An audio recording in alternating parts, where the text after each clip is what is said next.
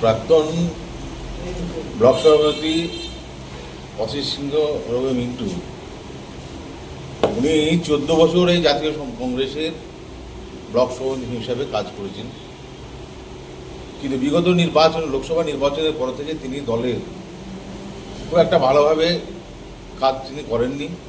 বিভিন্ন তার নিজস্ব তো অনীহা দেখি রাজনৈতিকভাবে যে মোকাবেলা কিছু করার দরকার সেগুলো তিনি করেননি। সেই হিসাবে আমাদের জেলার নেতৃত্ব, আমাদের দলের সর্বশ্রেষ্ঠ নেতা অধীর রঞ্জন চৌধুরী মহাশয়, তার জায়গায় আমাদের ব্লক সভাপতি হিসাবে পূর্ব চক্রের ফখরুদ্দিনকে এখানে নির্বাচিত তিনি করেন। এখন তিনি চাইছেন যে তার যোগ্য সম্মান তিনি পাননি, কিন্তু বিগত 14 বছর ধরে তাকে সম্মান দেওয়া হয়েছে।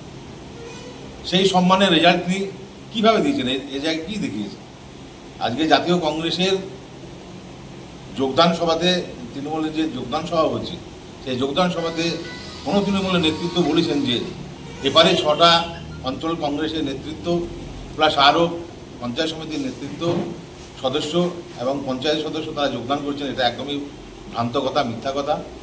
এখানে আমাদের এপারে যে 6টা অঞ্চল আছে, অঞ্চল সভাপতিরা এখানে উপস্থিত আছেন আমাদের জাতীয় কংগ্রেস